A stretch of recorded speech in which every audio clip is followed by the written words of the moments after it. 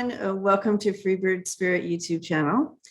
And thank you for coming and hanging out with us. We have a lot to discuss here today and I want to introduce you first of all to Chryss. Chryss, just amazing. So happy that you're here. And we are having this conversation and we want to keep this conversation going. So we thought, you know what? Chryss and I talk and chit chat all the time, but we want to bring this conversation to you guys, to the family out here, because we want this conversation to get bigger. And we want you to have this conversation with people that you know. So we want to get this out. And so here we are. And I'm so excited, Chryss, that you said yes to this. You're like, Well, you know I didn't want to do it. Yeah. Oh my gosh. But you know how much I love you, and I know that everybody else is going to love you too. So anyways, so let me tell you a little bit about Chryss and why we're having this, well, not why we're having this conversation, but let me tell you about Chryss, and you'll understand why I wanted to broaden this conversation to the whole family here. In fact, we both did, Chryss, even though she was kicking and screaming coming. We got it going on here. So I'm so happy. So Chryss, I mean, her credentials are like this long, and we're going to be here all day just as I go through this. However, just in studies, let's just talk about school for a second. She has 2 BAs in policy studies and also nonviolent studies. Then she has an MA in public administration.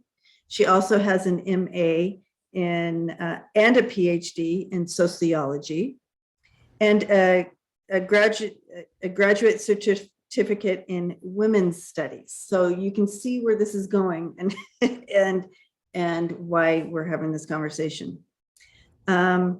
So above and beyond that, back in the day, was this in the 70s when you had the store? Yeah. Yeah. So early 70s, she owned a feminist bookstore in New York. Mm-hmm. In New York City, in Syracuse, New York. Yeah. And she also was part of a movement called the Woman in Print movement. And a lot of you probably have heard of this. I did. And so this is where, through the Nixon years, guys, through the Nixon years, we're talking here. So you can imagine the timing of this. And so you got to see the movement basically from the ground floor really burst the scenes, and you were a part of that. So I'm just honored that you're here and we get to have this conversation. And as you can see, we both have Yes. Well, we both have Ruth. Ruth is right here with us. Yeah. And so now, even though we talked about all these credentials, and you were hesitant to even give me your credentials because you said a lot of your real learning was on the ground before all this started when you worked for the airlines. Can you tell us a little bit about that? Oh God. Okay. Well, it was the 60s, right? So I was one of the kids, and I know there are people out there who have had this experience too. I was one of the kids who was around for JFK being assassinated, for Martin Luther King being assassinated, for Malcolm X being assassinated, and it was very disturbing. Meanwhile, my dad had fought against Nazi Germany. He was a B-17 pilot in World War II. So weren't allowed to talk about that, but I could see the sort of debris from all that. And then so we add to that pot was available, and we were all partying a lot, and at the same time it was Woodstock, it was people in the streets, it was civil rights movement, it was all of that. Burning bras movement.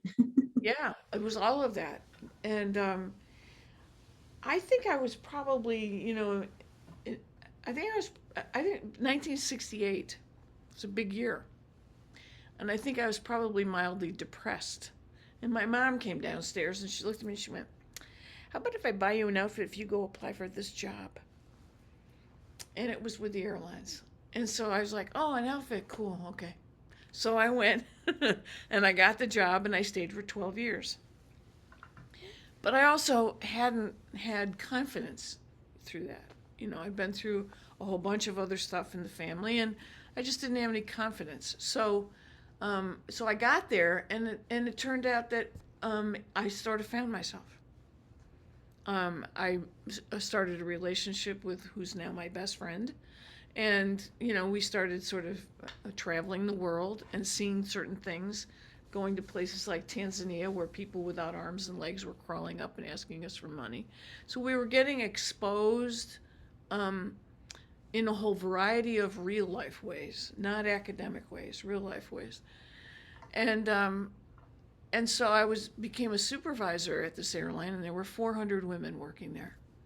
And books like Cher Height's book about women, what's really happening in women's relationships with men, were coming out, and there was an older woman sitting next to me going, "I'm not frigid. He doesn't know how to do it." So this was you and I've talked a lot about awakening and awakening moments. Mhm. There were so many of those. 3 women in that office committed suicide while I was there. One of them in the office. So, it was, and when we talk about reproductive rights, friends of mine, people I knew, were flying to others because we had pass privileges. We were flying to other cities for abortions. So, and birth control is just becoming available. So somewhere in that supervisor experience and the extraordinary level of sexism I was experiencing, and having a woman who came to me sobbing because they were forcing her to go, woman of color, where they were forcing her to go to a company appointed obstetrician to prove that she was actually having trouble with her pregnancy. Her husband came storming in the office and went straight up to the head boss and was like, "How dare you?" And they didn't care. So she came to me, and it was fun because, not fun, but it was interesting because she came to me and she said, "I know you can help me get in touch with the NAACP." I was like, "I can, okay." So, it was that kind of stuff. But also, friends of mine, and I should say this, I was first of all, I was promoted when I was 21. Wow. Secondly, I was the junior supervisor who received all of the people of color who were brought in as new employees after affirmative action. So the office went from completely white to mixed, and my whole team were African American. Wow. And so they schooled me. They really schooled me. And Awesome. I paid very close attention. And so I learned a lot. I learned a lot. Um, but at any rate, I think that's why she came to me about that. But at any rate, so that was when I left there. I'd already seen sexual harassment. I'd seen it all. So I think I had. Depravity. I can't even imagine what you saw there when you worked there. Yeah, it was awful.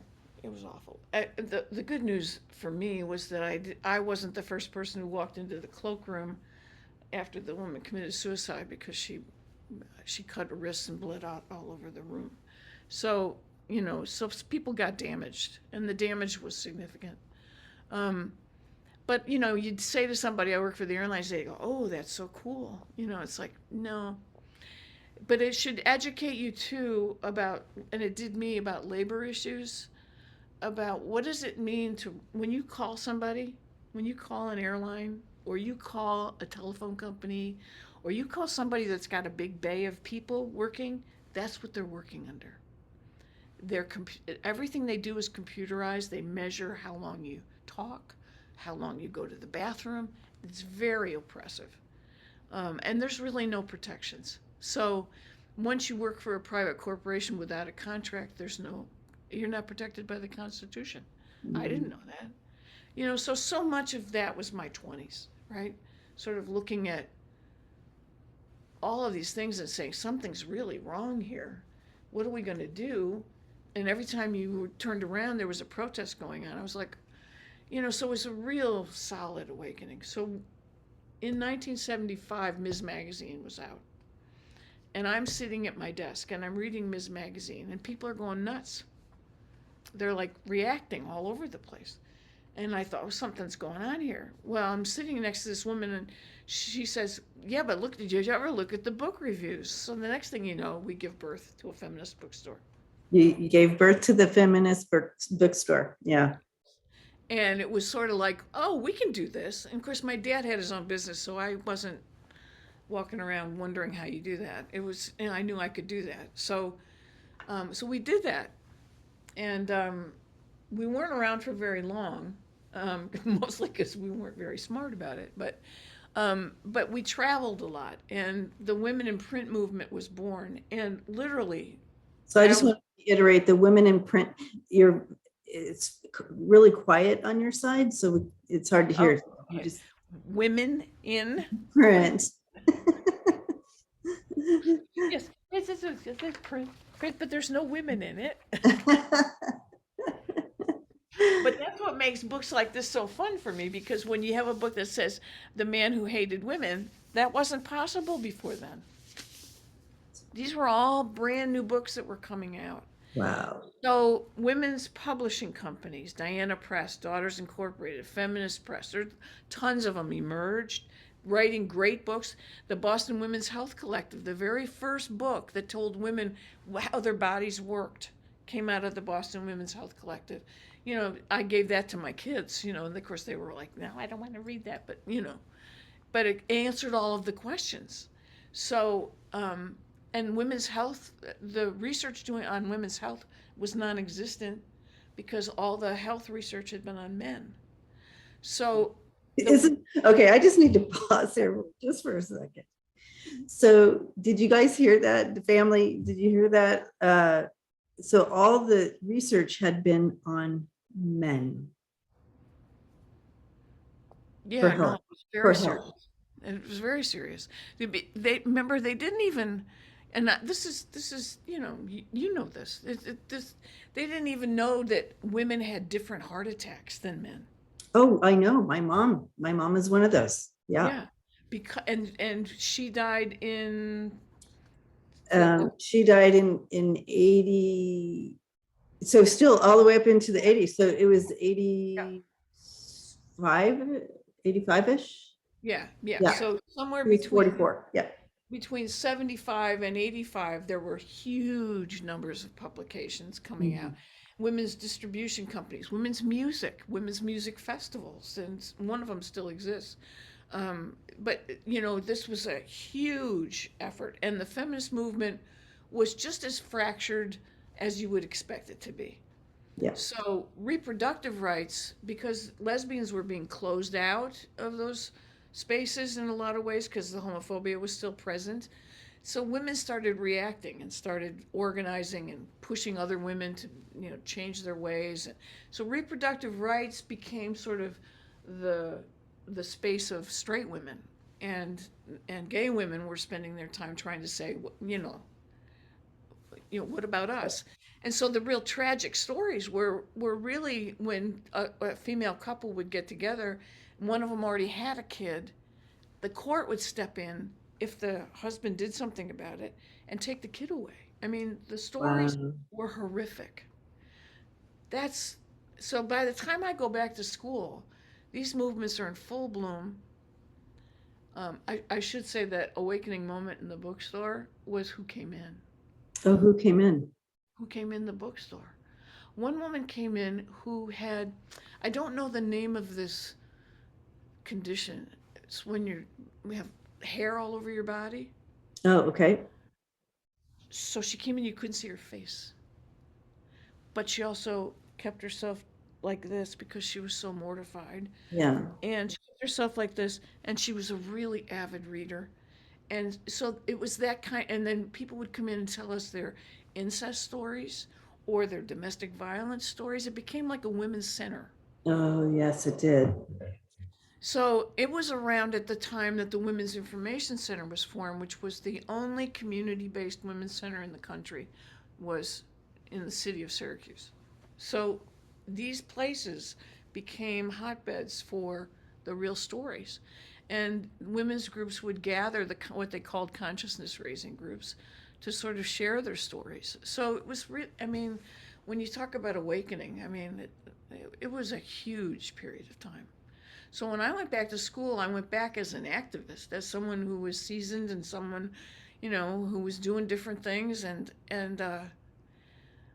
somehow I tried to translate that into academia, which was a little tricky. Um, so the bachelor's degrees, I mean, I did all that in 12 years. I went back, got 2 bachelors, 2 masters. I just kept going.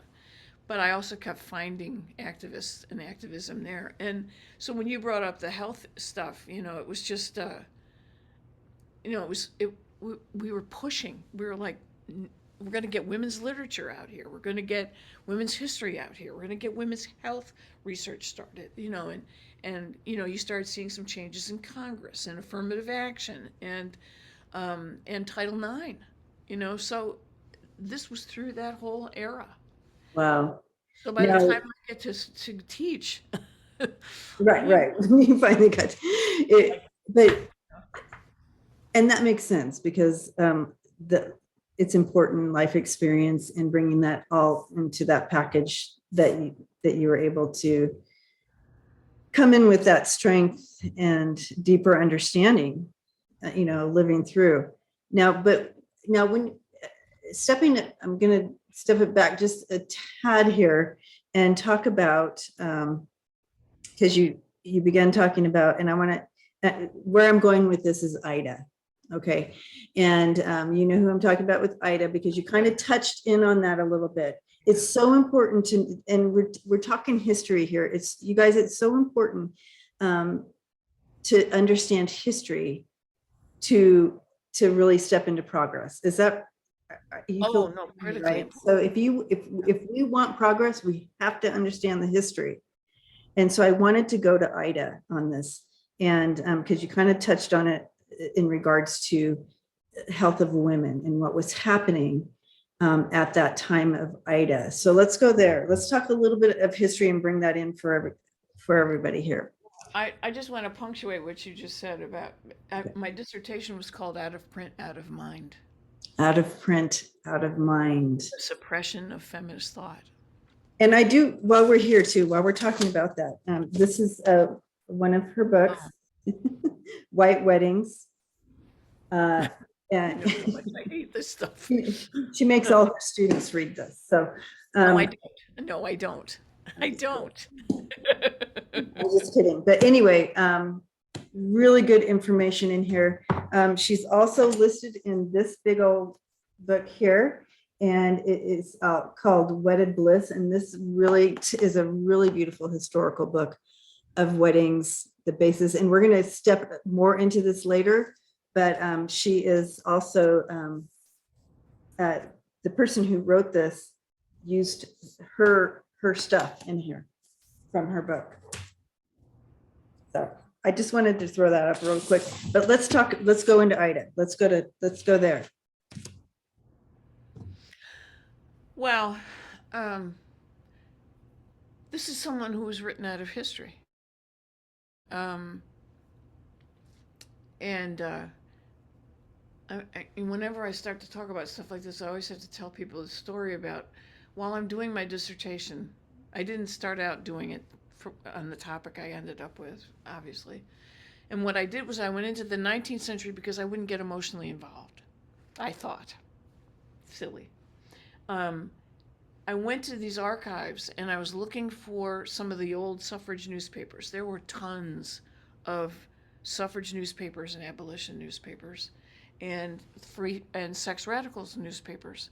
And I started discovering all of those, and I went to reach for one, take it off the shelf, and it disintegrated in my hand.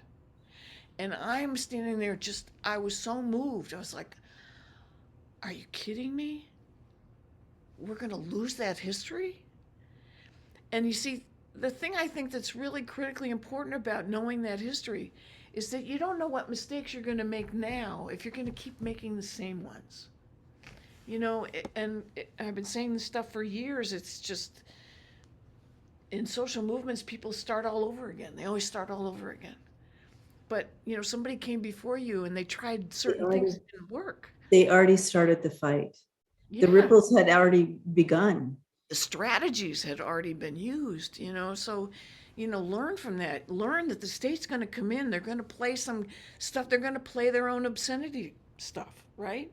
They're doing it right now. They're saying, Biden's to blame for gas prices and whatever else, right? They're trying to keep you distracted from the real issues, and that's how they work. That's how power works. Yes, So if like you keep getting caught in it, you reproduce it. So Ida Craddock was unusual. She wasn't a typical person. She refused to get married. Now, keep in mind that that's a period of time where if women didn't get married, they had no income. They couldn't inherit property. They couldn't vote. They, they could barely work. So she was one of those. So she knows that what's going on. She's been her own witness, witnessing her own family situation. She ends up saying, I'm going to make a difference. So she's, I'm going to educate women about sex. That was her mission. I'm going to educate women about what is sex. Now, she's talking about male female sex.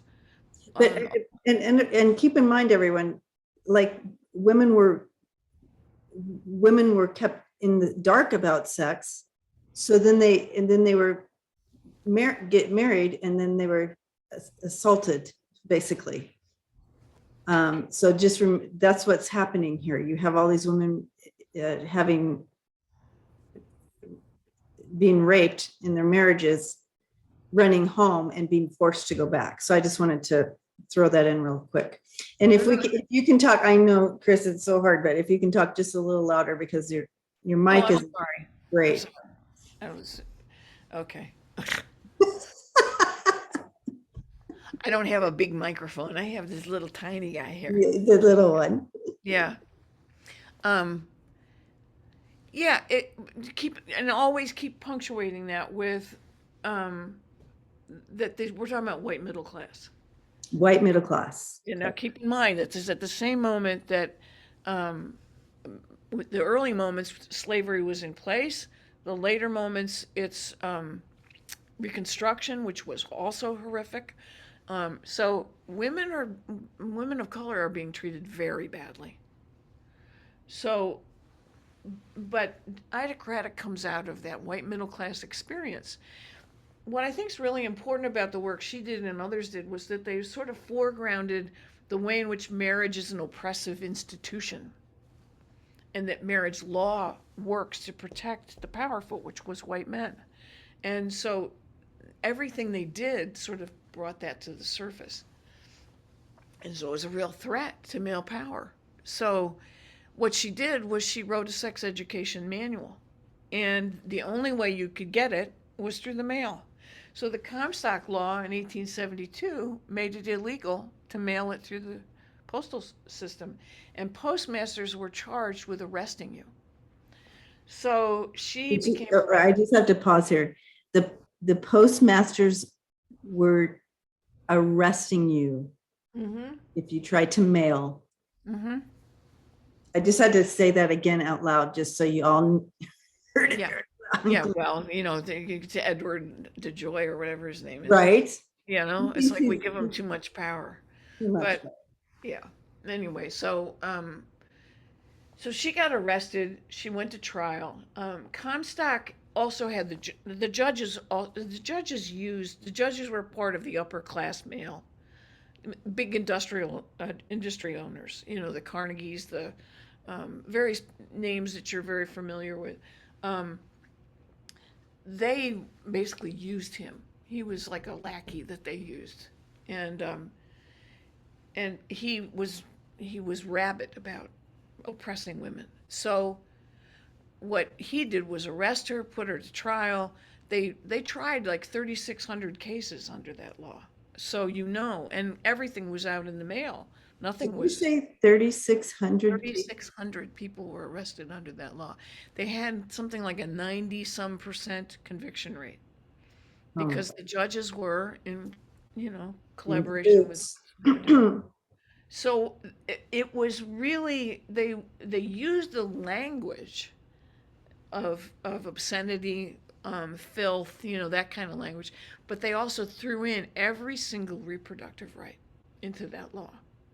So that if you mailed anything to a woman to educate her about birth control, you'd be arrested. It was very seriously, and that was on the books until the 90s. Some of that's still on the books.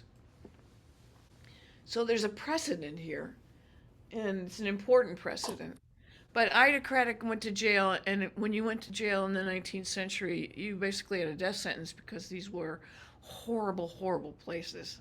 Um, the Taliban has nothing on what we do. So, it's that kind of horrible situation.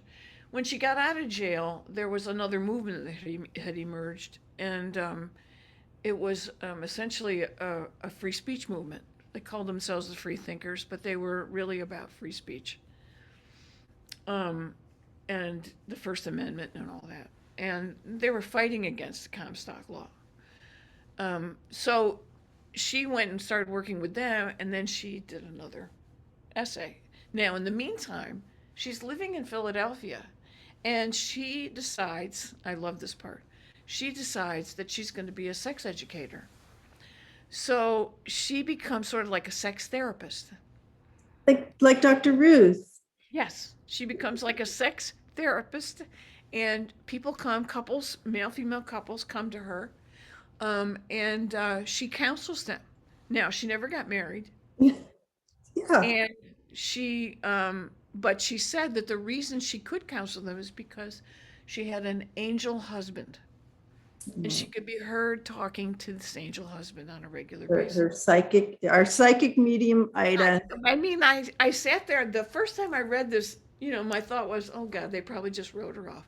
It didn't even dawn on me that she she had some abilities. So, it's like, oh, okay. Now this is also the height of the spiritualism movement, so it was really cool to sort of look at that again. Um, anyway, he arrested her again, and by now she's notorious. People all know that she's a sex therapist. She didn't get married. She was arrested once. She'd worked with freethinkers. So he arrests her again. This time she says, I'm going to take control.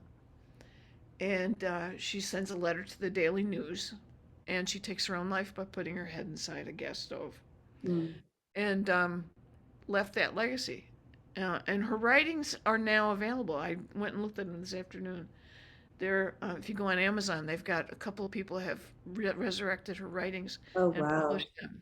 So, and I hadn't seen them until today, so I don't know how they are, but they're So sort of so it's Ida, and her last name again is Craddock. The book that is her biography is called Heavenly Bride. Heavenly Bride. Mm-hmm. And I'm repeating you because, again, I'm hoping people can hear you. Really? It's Yeah. really bad? Yeah. I can hear me fine. Oh my gosh. Okay. I think you're telling me I need to get a microphone. Keep the conversation going. You need a mic. All right. So okay. So here is Ida. She is willing to risk her life to create equality, or not even equality at this point. She's like trying to bring information and save women's lives, and and bring Mm-hmm. protections in here and understanding and all of that. She's risking for the, so if you're looking at this as a movement, she's risking her life for this movement and for women. Right. And she died for this. Yeah. And that the fact that she went into this horrific prison system and came out and didn't even pause, got back in. Yeah. Yeah. Yeah. And who knows what happened to her in that prison? I mean, Oh, rapes were you they're and common, I, starvation, abuse, and oh, absolutely, all of the above. And then you have uh, the prison guards who want to teach her a lesson, you know. So yeah, horrific. So I could see why she chose to turn it into a statement instead of going back into that it's abuse. important to understand too that she's part of what they called a free love movement. The sex radicals called themselves free love. Now, free love emerged again in the 1970s, and it's not the same. But what they were making visible, they were constantly asking questions like, why are we being told how we should relate to each other? Why are we being controlled by law? Why are we told we have to practice certain religions? And of course, this is also the time when a lot of new religions are emerging.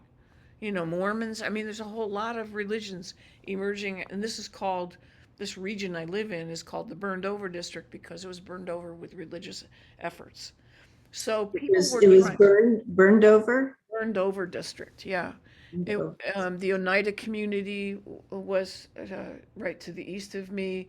Shakers were here, Quakers were here. I mean, it just went on and on and on. It was just, there were lots of evangelicals, and so people were asking those kinds of questions regularly. She was part of that context. And so she was one of those people saying, we need to be free. These were freedom movements. These were people who were saying, we get to invent this new country. We need to be free. Don't underestimate either the effect of the Iroquois on this region and on those ways of thinking. It's because of them the U.S. Constitution was based on them. Okay. They had three branches of government, and our guys went and borrowed the three branches. The difference was they refused to make the judicial branch among the Iroquois was female, was the clan mothers. Our version was to make it all male. Okay, so this is Yeah. worth repeating. Yeah. Can you repeat just that part again for us? Yeah. That one branch that was recognized that was not recognized by Well, us. let me give you the up to date piece, which is that they call themselves the Haudenosaunee, and it's the Six Nations of the Iroquois Confederacy. The home nation is the Onondaga. They are right here. I mean, I grew up on their land, um, and one of the things that happened at Syracuse University was that they built buildings on top of native lands. And so they made reparations in the 80s with those folks. And so they were coming to campus regularly. They were giving us talks and doing all that. So we got to know more about what it was we had uh, colonized, what it was we had tried to destroy. What they had developed, first of all, in the 1600s, Iroquois women refused to let men war anymore, so they held back sex and childbirth. Oh, wait. Don't you love this You guys story? heard that, right? You guys heard that. In the Say that again. 1600s, not only were they wearing pants, but in the 1600s, they said you will get no sex and no children until you stop warring. Children. Holy cow. So they did. Even They then stopped warring. they were blue balling to bring across change. You heard it here, folks. Yep. Oh my gosh. All right. So the way that the Haudenosaunee worked was that they had three branches. They had the executive branch, which was the tribal chiefs.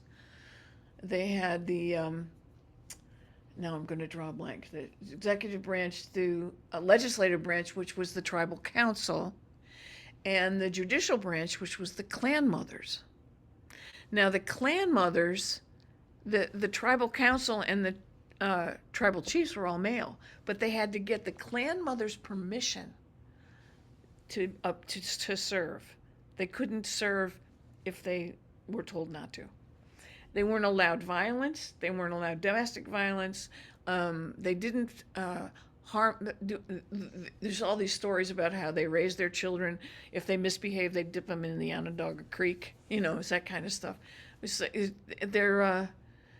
They were the Confederacy that helped keep European settlers alive because they didn't know how to farm the land.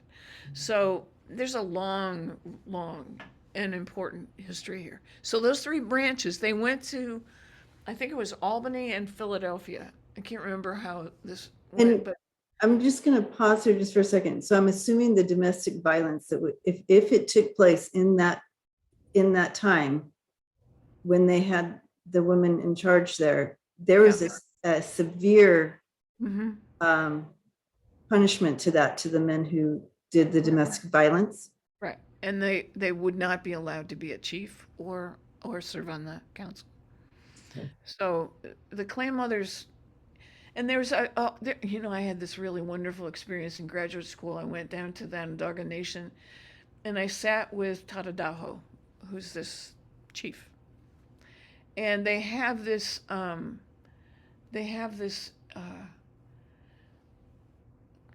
belief that the elders hold the knowledges, and the elders hold it in oral knowledges.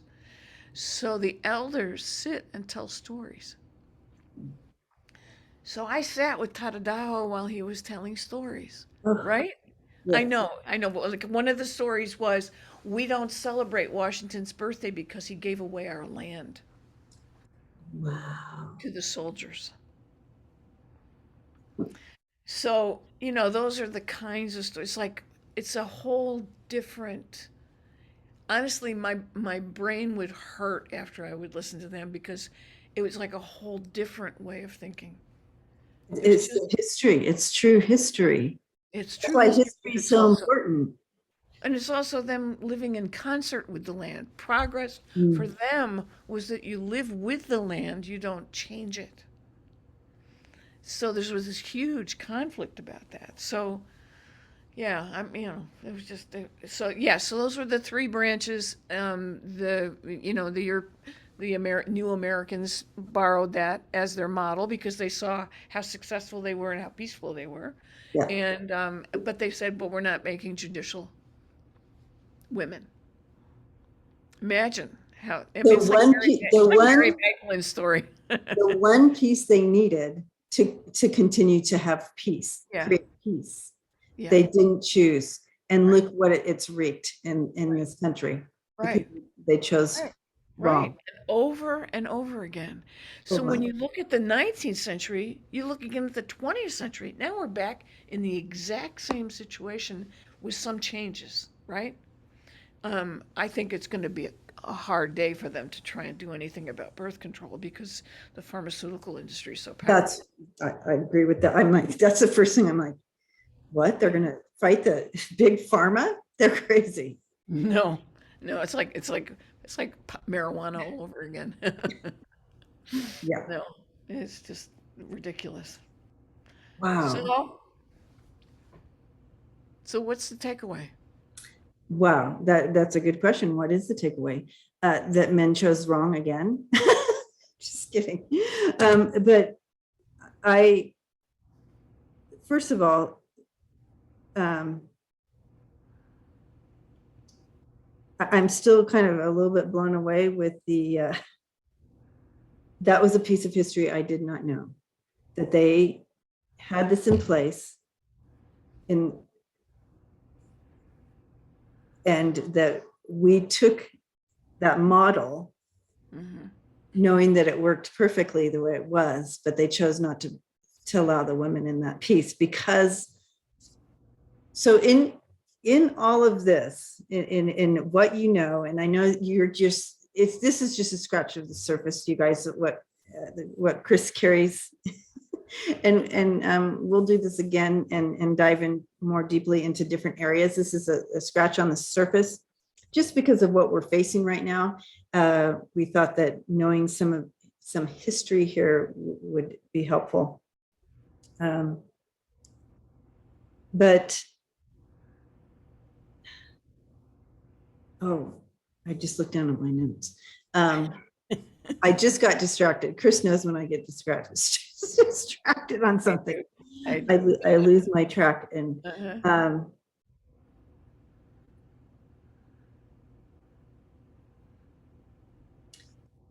what I'm seeing, what I'm being shown here is with this model that worked, not only in living in harmony with the land, and that's, you know, the direction, we are in that place again, where we need to look at this. We need that woman piece in it, as well as understanding how to live in harmony with the land. That we've come, we took the wrong path. We've come back around, and we're at that place again. We're globally, we need to learn how to live in harmony with the land, because we have destroyed Gaia in the way we chose.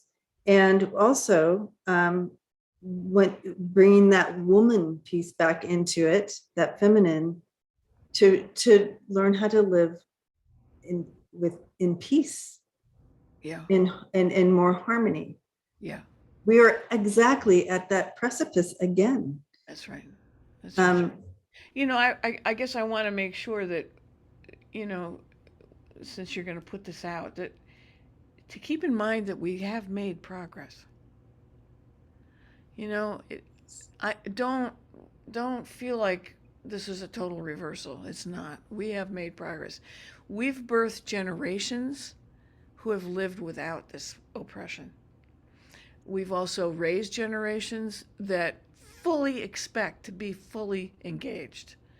And this generation, these younger generations, and I've been teaching college now for 40 years, you know, if you want hope, and this, of course, you know, I've been home for 2.5, but, you know, you want hope, it's to be around them, because they're smart, they're intuitive, they're inclusive.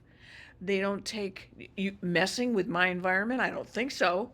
You know, they're right there. You know, those kids, the Parkland kids Parkland, who came out and organized around gun safety, you know, I mean, these are the generations. These are the generations who had their friends shot in classrooms.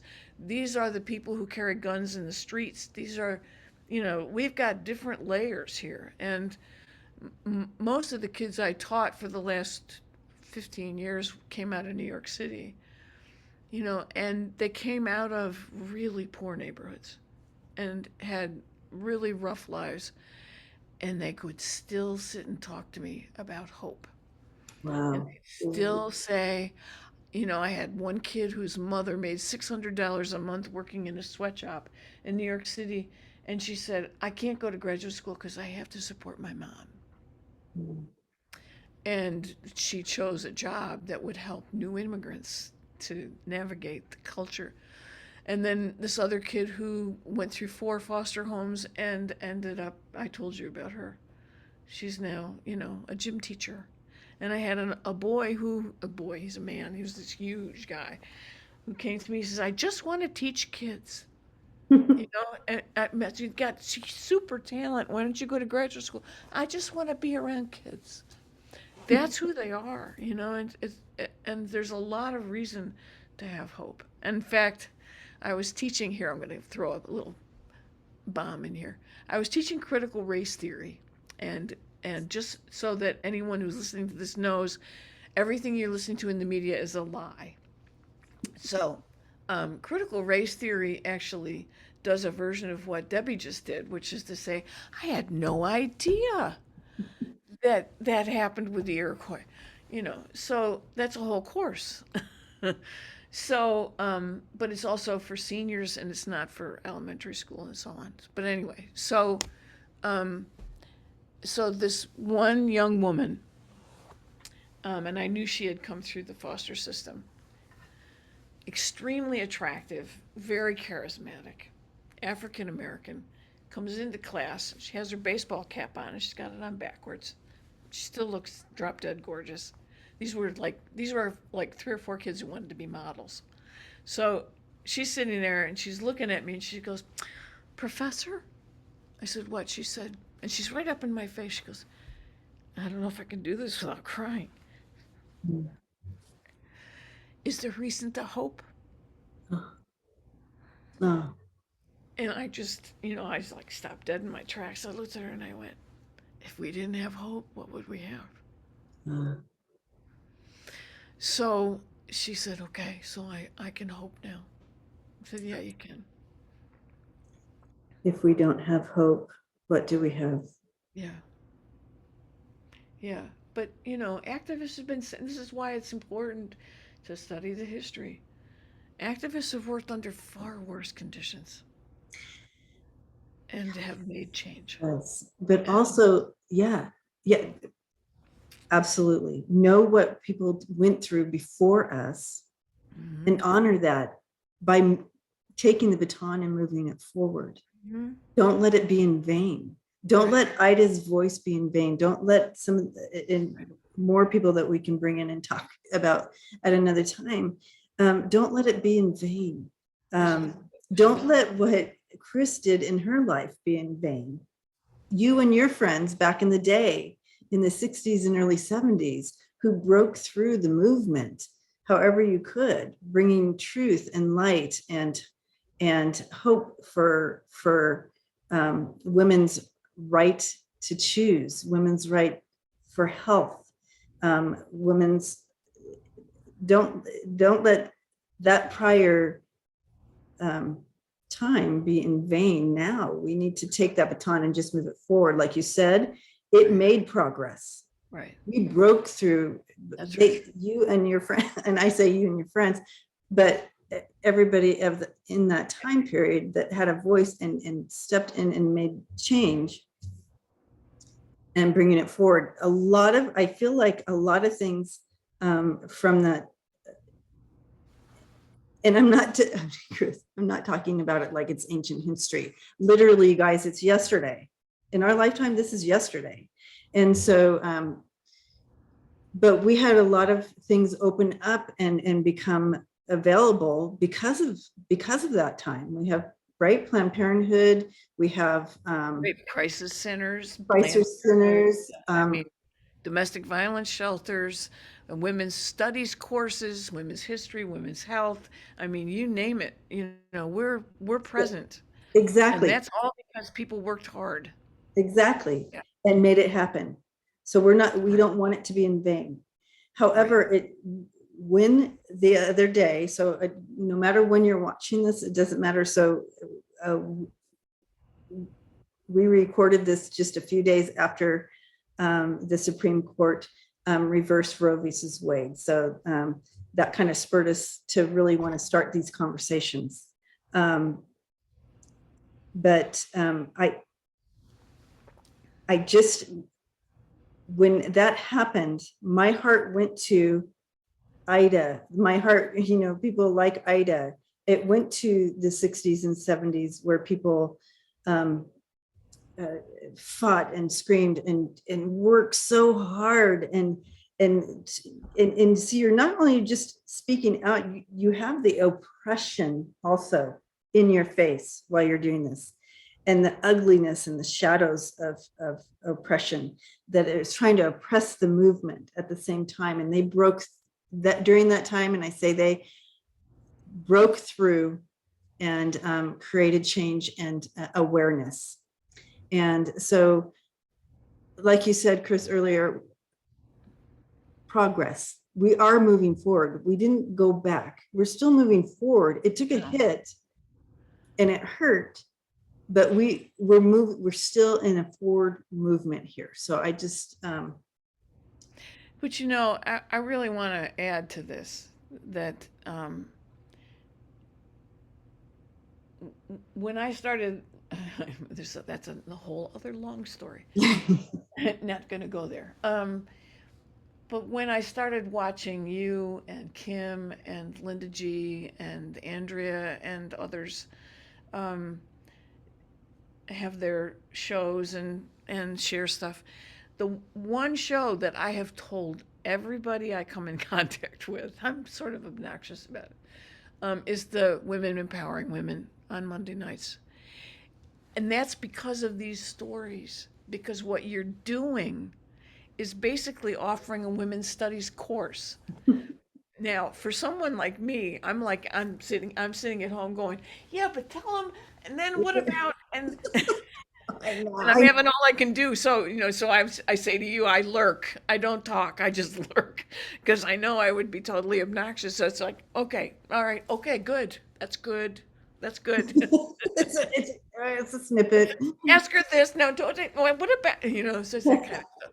So yeah, but the Ruth Bader Ginsburg one, and for anybody listening, if you don't watch that, you should watch that.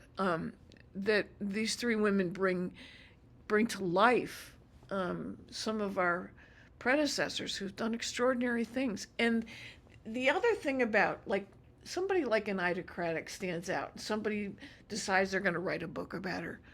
But the average person, and I think that's why the airline experience was so important to me, the average person is fighting every day for freedom and equality.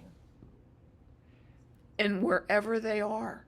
And the more of us who do that, wherever you are, the better off we are. And it's not the ones who, I used to think in my 20s, somebody say to me, you're an activist. Oh, no, no, no, I don't talk. And I didn't talk. I didn't even talk in graduate school. But, I used to say, that's what I thought. That's what an activist is. You got to be brave and talk. No, you don't. You just got to show up. Show up. You just have to show up. And you can show up in your job. You can show up anywhere. Anywhere. And it doesn't require a megaphone, doesn't require, really strident behavior unless it's called for. But it's everybody shows up. But you got to watch Women Empowering Women. Oh, because it brings these women to light. And Ruth Bader Ginsburg, the line that came through was, we're not going backwards. I'm literally pushing a car up a hill, and I'm going to get to the top. And you got this image of this woman. Now, let me add to this that I have cancer, and that's why my hair is short, even though now I'm enjoying it being short. Anyway, she had cancer. She's also another role model for me, because that woman was so determined to stay and do the work and I have such appreciation that she would work out every morning. She would, use weights. She was extraordinary, and push and push. And I know personally how hard that is. yeah. So, and I don't think I am anywhere near as sick as she was. So, these are remarkable people who just do the everyday work and get it done and bring us hope for what we can do now. So, yeah. And, in the light of that, because I feel like a lot of, maybe some of our family here watching also has or is journeying through cancer and fighting through that. And that alone is a movement forward. And I feel like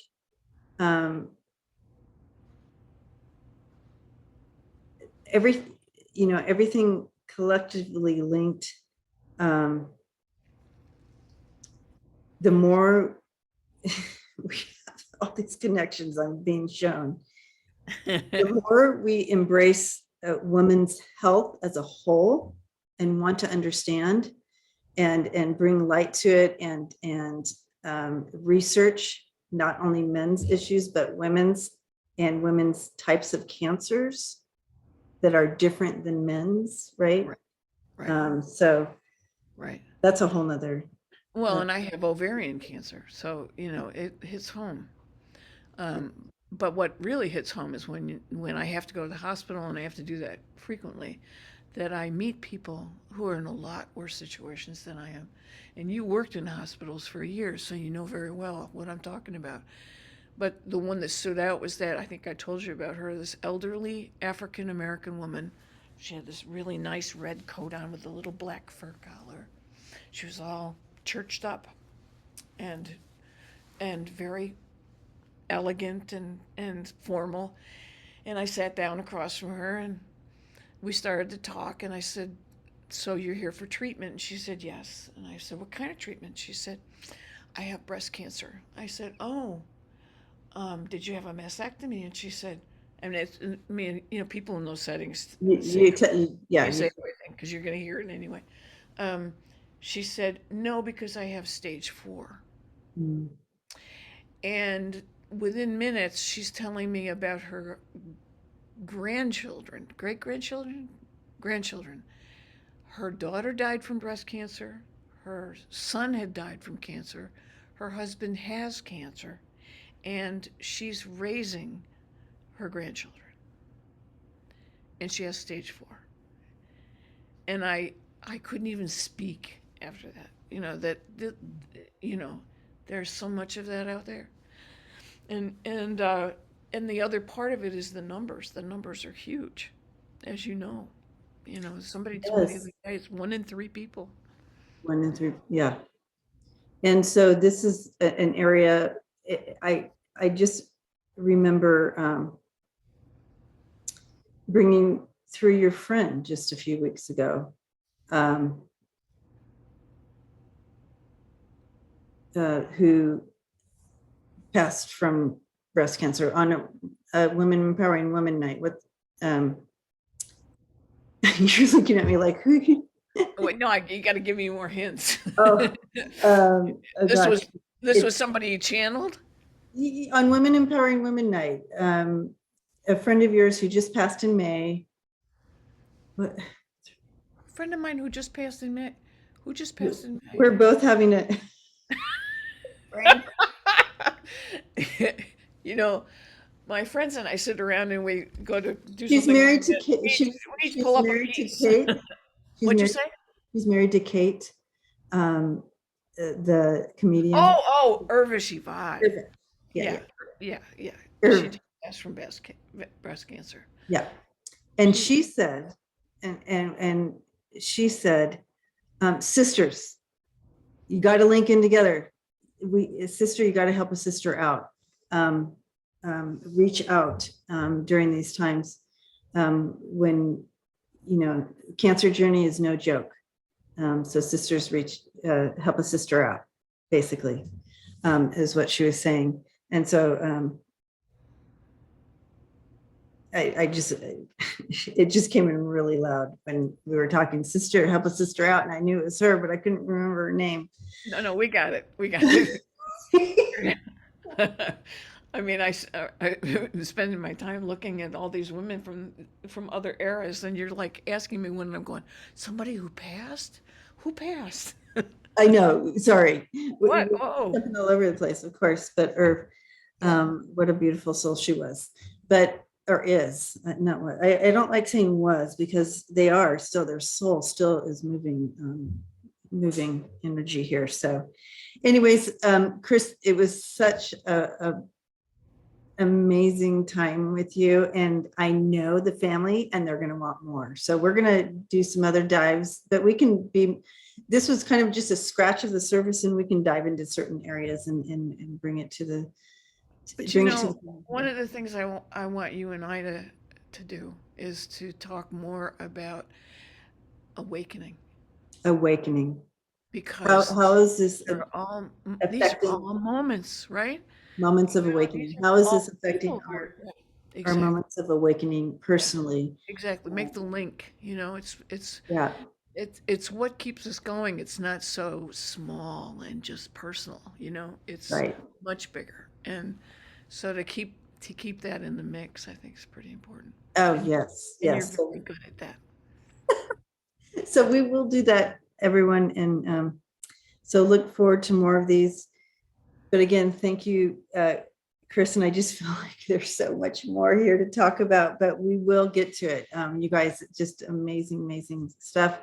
So get some books, keep reading, keep learning, keep understanding history so we can be stronger in the choices we make now. So blessings to you all, giving you all a big hug, and we'll see you again next time. And thank you so much, Chryss, again. And watch Women Empowering Women on Monday nights at 7. Like she said.